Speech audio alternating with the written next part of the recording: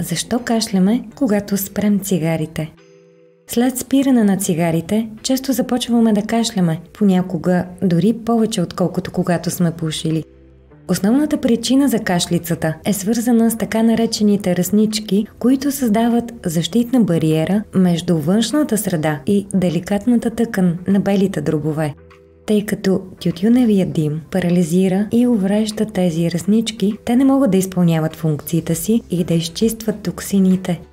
Когато човек спре да пуши, ръсничките отново стават активни и започват да изхвърлят натрупалата се слуз.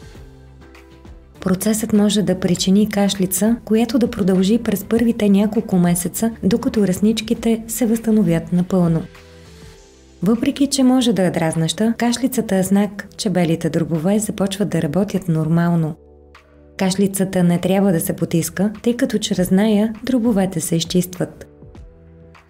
Може да ускорите процеса и да успокоите гърлото си, като приемате повече течности без кофеин. Използвайте увлажнител за въздух, той ще помогне за разреждане на слузта и ще насърчи продуктивната кашлица. Консумирайте по една супена лъжица мед до 3 пъти дневно, за да успокоите раздразненото гърло. Ако дишате затруднено или усещате хрипове, консултирайте се с лекар. Научете повече на farmar.bg.